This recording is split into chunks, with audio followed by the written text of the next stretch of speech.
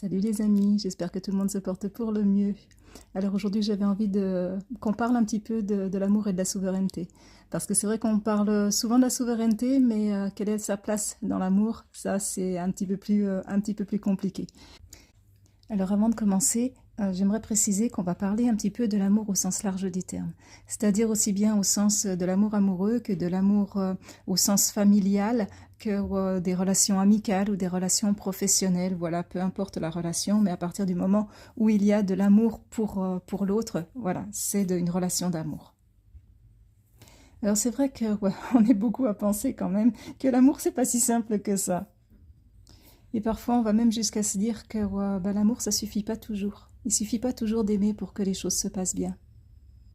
Et je dirais que bah, c'est un petit peu normal, parce que l'amour, ça s'inscrit en fait dans une relation entre deux personnes. Donc il y a toujours les caractères des deux personnes, il y a leur personnalité, il y a l'histoire de chacun. Et bah, comme c'est pas tout à fait les mêmes, ça n'a même des fois rien à voir, eh bien toutes ces différences peuvent entrer en ligne de compte dans la façon dont l'histoire va se vivre, dans la façon dont la relation va se vivre.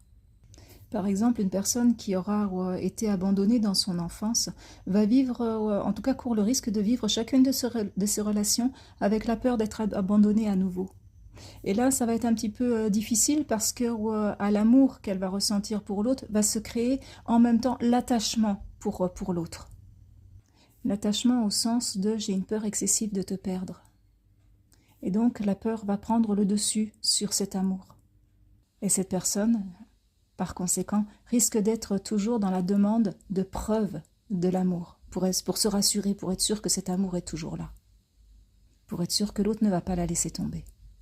Alors si la personne elle tombe sur on va dire un sauveur et une sauveuse, ça peut éventuellement marcher effectivement puisque l'autre aura envie de faire en sorte que ben, la partenaire dans la relation se sente bien. Par contre si la personne tombe sur quelqu'un de plutôt indépendant, ben, ça peut être un petit peu difficile parce que l'autre aura besoin de cette indépendance, de cette liberté. Ça ne veut pas dire qu'elle ne va pas aimer l'autre, elle va l'aimer juste différemment, sans être forcément dans le besoin de prouver à l'autre constamment qu'il ou elle l'aime. Encore une fois, entendons-nous bien, je parle d'aimer, d'amour, d'attachement, mais c'est valable aussi bien pour une simple histoire d'amitié que pour une histoire de partenaire amoureux, d'accord? Voilà, je dis les choses simplement, mais à vous de mettre toutes les nuances. Parce que de toute façon, je pense que ça reste valable pour tous les types. Je vais y arriver, pour tout type de relation. Ensuite, je dirais que quand tout se passe bien, ben, tant mieux. Comme ça, on peut vivre de beaux moments de partage, de complicité, de convivialité. C'est agréable et il faut en profiter. Ça permet d'aider à grandir dans tous les sens du terme, qu'on soit un enfant ou que l'on soit un adulte. On ne cesse jamais vraiment de grandir, de s'épanouir, de mûrir aussi. Mais parfois, et ça c'est le petit, on va dire, c'est le petit hic, j'allais dire malheureusement, mais en même temps pas forcément malheureusement, parce que euh, ça reste des expériences en soi qui font grandir aussi. Mais ça, on s'en rend compte souvent après, une fois qu'on a dépassé l'événement. Mais comme je vais vous dire, bah, parfois on rencontre des relations avec lesquelles on va avoir des sentiments, effectivement, de l'amour, de l'amitié, etc.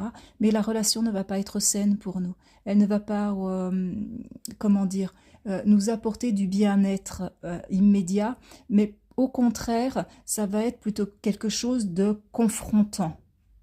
Et là aussi, les exemples peuvent être nombreux parce que ça peut être à la fois des relations ou plutôt dans lesquelles l'autre ne va pas répondre à nos attentes, ou encore ne va tout simplement pas se comporter correctement avec nous, c'est-à-dire sans le respect qui est dû à tout être humain.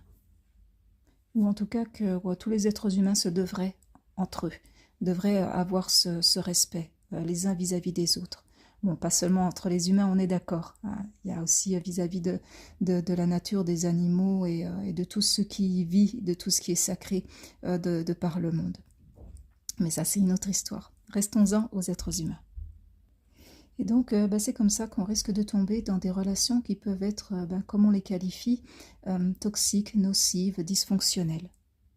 Et parfois, aucun des deux partenaires de cette relation n'y trouve son compte, mais pour une raison ou une autre, ils restent en contact l'un avec l'autre.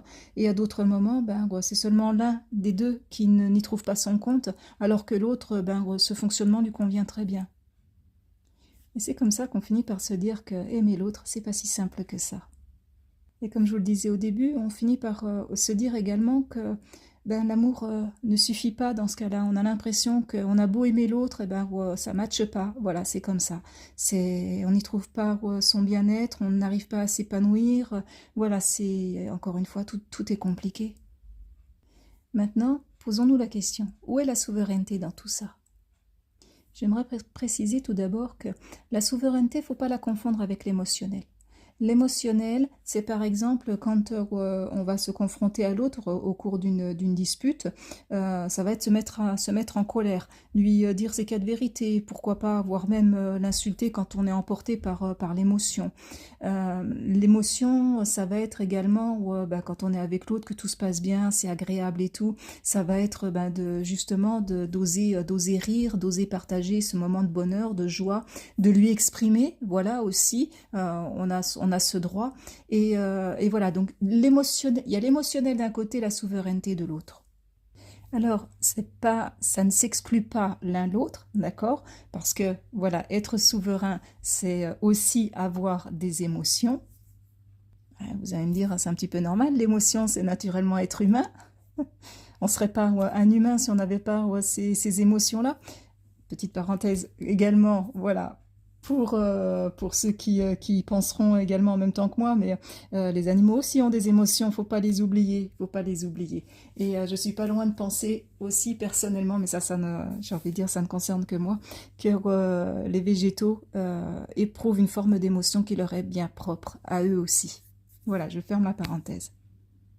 Mais quand je dis humain, c'est au sens terrestre du terme qu'il faut l'entendre. D'ailleurs, je ne sais plus où est-ce que je l'avais lu, il y a très longtemps, je crois. C'était un texte qui parlait des rois et des reines, en fait.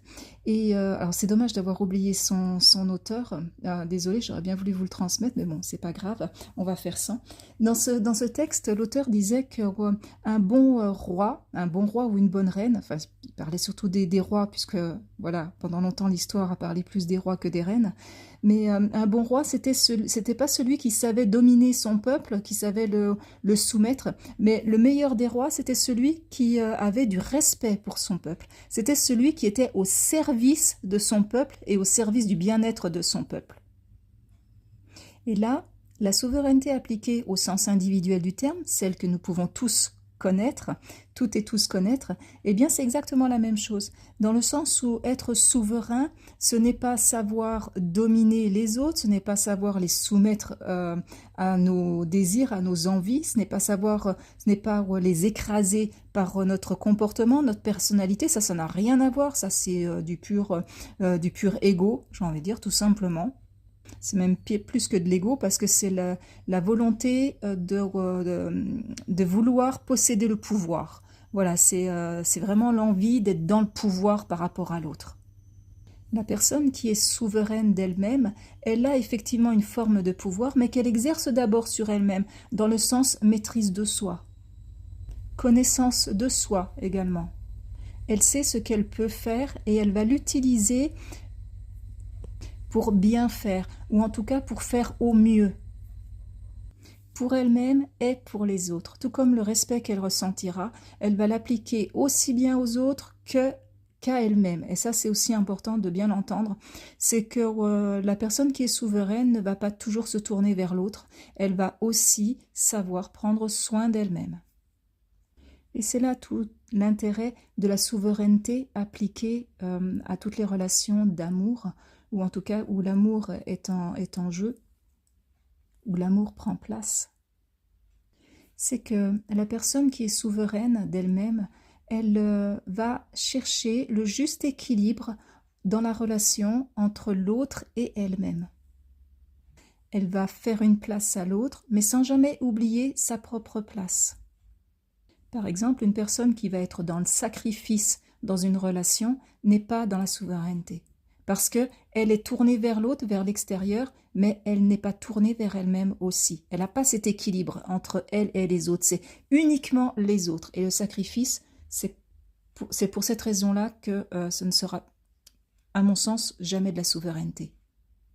Alors c'est vrai qu'il y a des personnes, on connaît certains mystiques par exemple, ou certains saints, qui ont réussi à être constamment tournés vers l'autre, dans l'humilité, dans le respect de l'autre, et qu'ils ont fini par en quelque sorte s'oublier eux-mêmes. Mais là, c'est pas la même chose, parce que c'était une souveraineté qui s'est exprimée par un choix, c'est-à-dire qu'ils et elles ont fait le choix d'une vie tournée vers l'autre.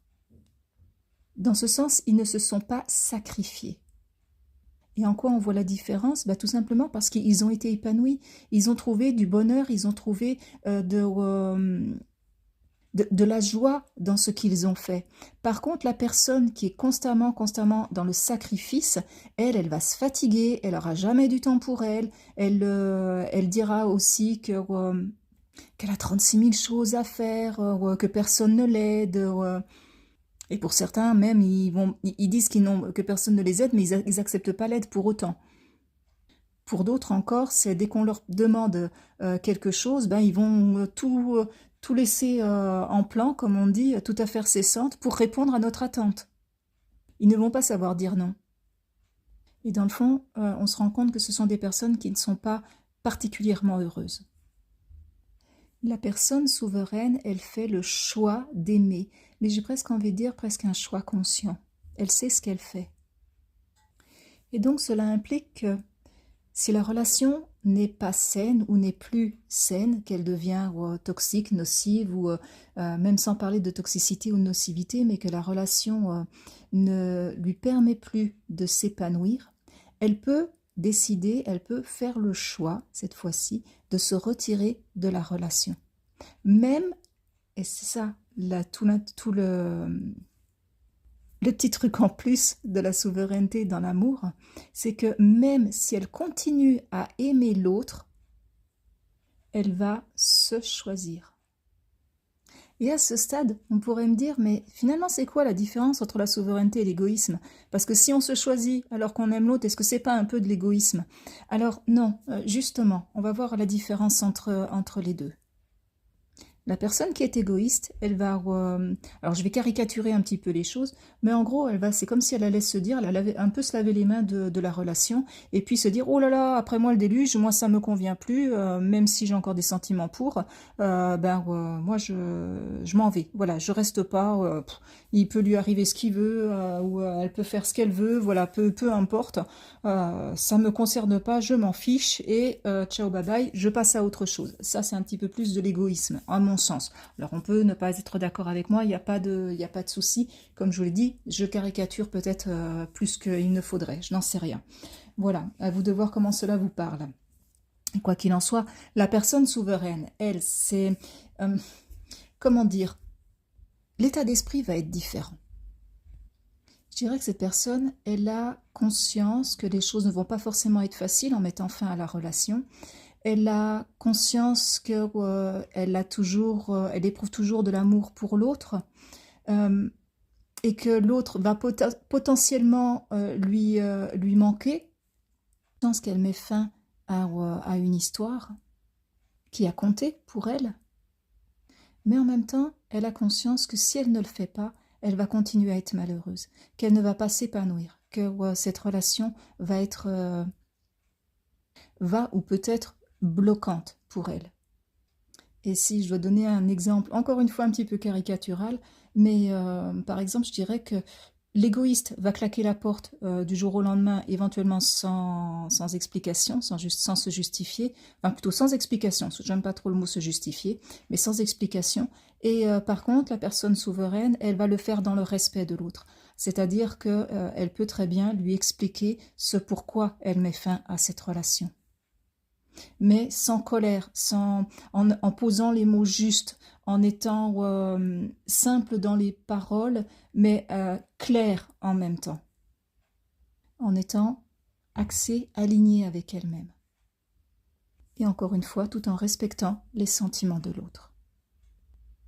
C'est vrai que beaucoup de gens associent l'amour avec la souffrance, dans le sens où quand une relation, alors encore une fois qu'elle soit familiale, amicale ou amoureuse, prend fin, surtout si c'est du fait de l'autre, quand on aime, ça fait mal. Bien sûr, ça, toute rupture, quelle qu'elle soit, fait toujours mal.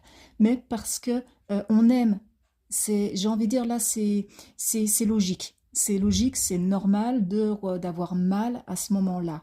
L'autre met fin à la relation, on s'y attendait pas, il ou elle va nous manquer, forcément on en souffre. C'est clair, c'est clair. Parce que on a aimé, parce qu'on est en train d'aimer l'autre. Par contre, là où je suis un petit peu moins d'accord, c'est le fait de continuer à souffrir quand on est encore en relation avec l'autre.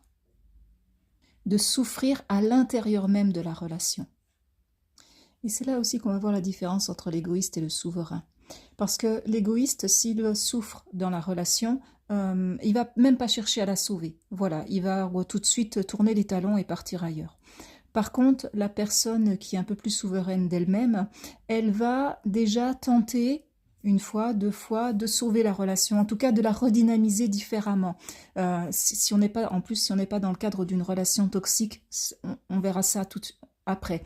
Mais dans le cadre, on va dire, d'une relation dite normale, lambda, où l'amour est présente, l'amour est présent entre les deux, eh bien la personne qui est souveraine va effectivement chercher à redonner une chance à cette relation. Encore une fois, en la redynamisant, en lui donnant, je ne sais pas si on peut dire une autre forme, en tout cas une autre chance, ça c'est clair. En cherchant ce qui ne va pas et en regardant si on peut modifier ce qui ne va pas, le changer. Par contre, effectivement, si la personne se rend compte au bout de plusieurs tentatives de changer certaines choses, pas changer l'autre, on est d'accord, changer certaines choses dans la relation, parce qu'on sait très bien qu'on ne peut pas changer l'autre, on ne peut se changer que soi-même, mais sans se sacrifier encore une fois, eh bien si on se rend compte qu'on a essayé de redynamiser les choses, d'aplanir certaines autres choses, etc., et que ça n'a pas fonctionné, bah, là la personne souveraine va se dire bon ben ok, il n'y a plus rien à faire, donc j'ai beau continuer à l'aimer, je n'y trouve plus mon épanouissement, donc voilà, à ce moment-là elle va faire le choix de partir. Mais encore une fois, en se respectant soi, c'est-à-dire en ne s'infligeant pas une douleur inutile, et en respectant l'autre parce que elle va partir du principe qu'elle ne peut pas le changer. Donc si elle cherche à le forcer à changer, c'est pas du respect ça. Par contre, le respect, c'est justement de dire bah, tu veux pas changer, ok, je respecte ça. Mais du coup, moi, je ne reste pas. Et à plus forte raison, si la relation est véritablement toxique, la personne souveraine ne va pas y rester. Elle, je sais même pas, j'ai envie de dire, elle cherchera même pas à sauver les meubles. Elle partira direct. À partir du moment où on est souverain de soi, on reste pas dans des relations toxiques. Et là, je vais me permettre de faire un dernier petit encart, juste pour préciser au niveau de la toxicité. Il faut faire attention entre la relation qui est véritablement toxique et le jugement que l'on porte sur l'autre. La relation qui est véritablement toxique, ou en tout cas dysfonctionnelle, on va dire à un haut niveau, elle va vous faire perdre complètement le sens de qui vous êtes, dans le sens où vous n'allez plus vous reconnaître. Il y a ce côté... je me comporte comme quelqu'un que je ne suis pas véritablement. Par exemple, il peut y avoir des formes de sacrifice, des formes de soumission. Pour d'autres, ça peut être une perte d'identité propre. Pour d'autres, ça va être, par exemple, des personnes qui vont faire du mal, qui vont vous faire du mal, nous faire du mal, et qui ensuite diront « mais c'est pas de ma faute, c'est de la tienne. Si je te fais du mal, c'est de ta faute à toi. » C'est parce que tu n'as pas répondu à mes attentes, c'est parce que tu n'as pas fait ce que je voulais, parce que ceci, parce que cela. La personne qui va être véritablement toxique et qui crée une relation toxique a tendance à ne jamais reconnaître ses responsabilités dans le mal et dans la souffrance qu'elle inflige à l'autre. Et il arrive que la personne qui, en face, subit ce comportement, finisse par se dire bah oui, il ou elle a raison, c'est moi qui suis pas à la hauteur, c'est moi qui n'ai pas fait ce qu'il fallait. Et finalement, cette personne, elle va se dénigrer, elle va perdre confiance en elle, elle va ne plus avoir d'estime de soi, elle va s'inférioriser. Et elle va perdre sa place d'égal à égal dans la relation. Petite parenthèse, la personne souveraine ne perdra pas sa place d'égal à égal. Voilà, je ferme la parenthèse. Et ça prend du temps de se reconstruire après une relation toxique, dysfonctionnelle. Ça prend du temps d'arriver à reconstruire l'estime de soi, la confiance en soi. Mais c'est déjà bien d'avoir fait le choix de s'en sortir. Et c'est là qu'on commence à voir le début de la souveraineté, quand on fait le choix de se sortir de cette situation. Alors maintenant, la différence entre la relation véritablement toxique et la personne que l'on juge toxique, bon, pour toutes les raisons voilà, déjà énumérées précédemment pour la relation toxique, mais pour la personne que l'on juge toxique, tout simplement parce que parfois ça nous arrive, on se met en colère après quelqu'un ou la relation ne se passe pas comme on le souhaite, et puis on arrive à être tellement dans l'émotionnel qu'on finit par juger l'autre et par dire oh bah là, celui-là, celle-là, oh mais qu'est-ce qu'il est toxique, oh bah j'en suis sûre c'est un pervers narcissique, c'est pas possible. En fait on diminue pas forcément notre confiance en soi, notre estime de soi, on perd pas notre place, seulement on juge que l'autre l'autre il est pas bien, l'autre il est dysfonctionnel, l'autre il a des névroses, l'autre il est ceci, l'autre il est cela. C'est uniquement du jugement, tout simplement, c'est uniquement du jugement. Mais j'ose rappeler que le jugement est uniquement propre à chacun et que ce n'est pas parce que l'on juge une personne toxique ou ceci ou cela, peu importe le terme qu'on va y mettre derrière, que la personne l'est véritablement. Et soyons directs et peut-être un petit peu crus, mais parfois, si l'autre ne nous donne pas satisfaction dans nos attentes, eh bien on va l'insulter, on va le juger, et puis on va pas être très agréable avec l'autre. Ça, j'ai envie de dire presque on l'a tous fait, hein, faut pas se leurrer non plus. Et en même temps, le problème c'est pas l'autre finalement dans ce cas-là. Le problème, ça vient de nos attentes et de notre réaction par rapport à ces attentes non satisfaites. Et c'est ça qu'il ne faut pas confondre entre une personne véritablement toxique dans une relation toxique et la personne que l'on juge toxique. C'est pas la même chose. Il faut savoir raison garder, disaient les anciens, et être honnête aussi avec soi-même. Et la personne souveraine, elle est capable de savoir quand elle juge l'autre et qu'elle est injuste avec l'autre dans ses jugements. Elle s'en rend compte. En tout cas, elle est capable de s'en rendre compte. Alors voilà les amis, la raison pour laquelle parfois on peut continuer à aimer quelqu'un, mais ne pas rester avec cette personne. Dans ce cas, l'amour continuera d'exister sous une forme ou sous une autre, il ne sera pas perdu pour autant. Il ne va pas forcément s'arrêter pour autant. Et même si on n'est plus en relation avec l'autre, on peut continuer à lui envoyer au niveau du cœur, au niveau des pensées, au niveau de l'énergie, cet amour, sachant qu'il le reçoive ou non, plutôt qu'il l'accepte ou pas. De toute façon, cet amour, il sera toujours, j'ai envie de dire presque, pour donner une image, stocké quelque part dans l'univers. Et au moment où cette personne en aura le plus besoin, dans cette vie-là ou dans une autre, eh bien, il recevra ce stock d'amour qu'il n'a pas voulu ou qu'il n'a pas pu accepter à ce moment-là.